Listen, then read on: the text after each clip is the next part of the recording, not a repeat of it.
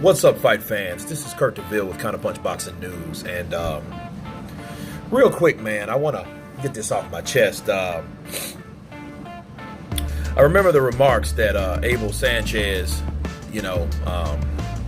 made, about black fighters don't sell, and a lot of people took it personally. I made a video, kind of touched on it a little bit, but let me go more in depth on what he said. Made no sense.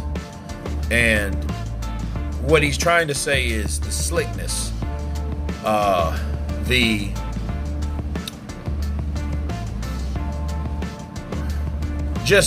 overall sport and the sweet science of the sport of boxing. He says don't sell. That's what he really means, because most fighters, you got Cuban fighters, you got fighters like Bernard Hopkins, you got Floyd Mayweather. These guys have made it. You had either Roy Jones. You had these guys that made it hard for them to get hit. The art of boxing is hit without being hit. It's not exchanging blow-by-blow punches back and forth. It's exciting to fans, but it's stupid at the end of the day. It's dangerous for the fighter. It's dangerous for the fight itself. You know what I mean? And, for Abel Sanchez to say that, I know why he said that. He said that simply because he was trying to prove a point. His fighter was, which is Gennady Golovkin.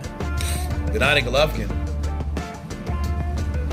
was coming at Canelo Alvarez, and Canelo Alvarez used a boxing and moving strategy when fighting Triple G. So he was trying to lure Canelo into fighting a different type of fight. You know what I mean? Because he, in fact, mentioned a fighter that he trained, and he trained him to be more marketable or sell more or be more of a crowd pleaser with Terry Norris. And Terry Norris, he did have an attacking style. He had some beautiful uppercuts, very powerful uppercuts, some good combinations. But what did it get him being that type of fighter? What did that excitement do for Terry Norris? Have you seen Terry Norris lately? Have anybody talked to Terry Norris lately? Have just had a conversation with him, heard him speak publicly? The guy's punch drunk.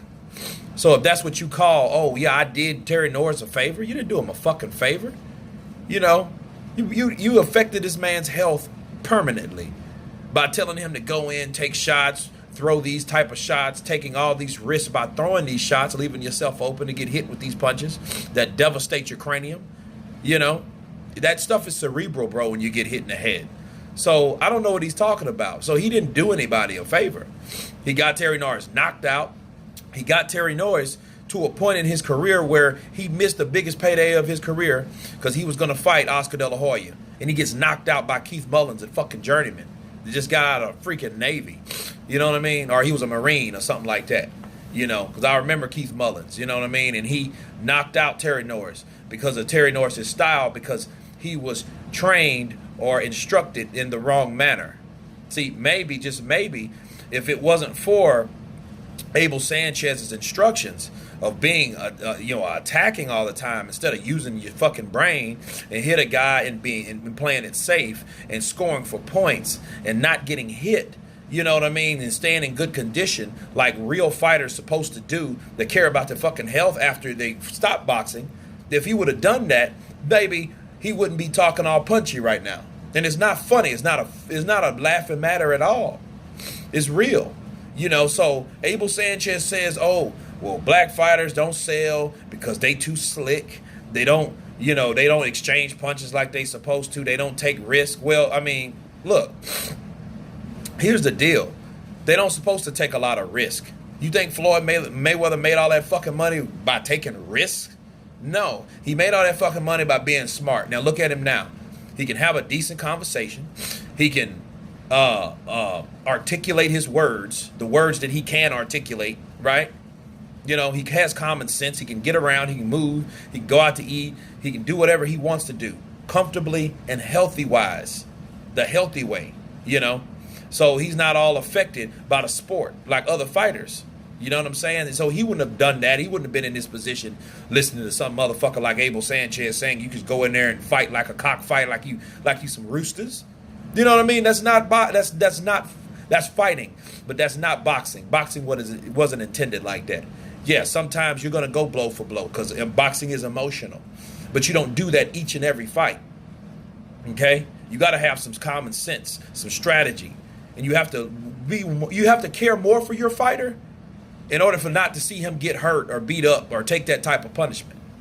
You know what I mean? So that's what Abel Sanchez needs to really realize when he makes stupid statements like that. You know what I mean? Andre Ward said it best. You know what I mean? And it was ignorant for saying that.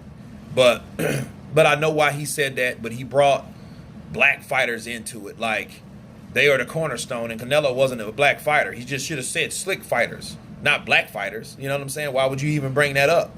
You know, but most black fighters are slick. You know, you had Mayweather again, Lara.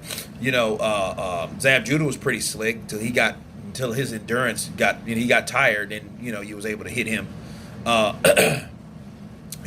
Sweet Pea Whitaker, guys like that. Brilliant at avoiding punches, and that's what they supposed to done. They were trained right. It looked like Abel Sanchez should train his people right. Inside taking punches or whatever, be more exciting. You know what I mean? But anyway, you guys tell me what you think of this. Of course, please subscribe. I just wanted to get that off my chest.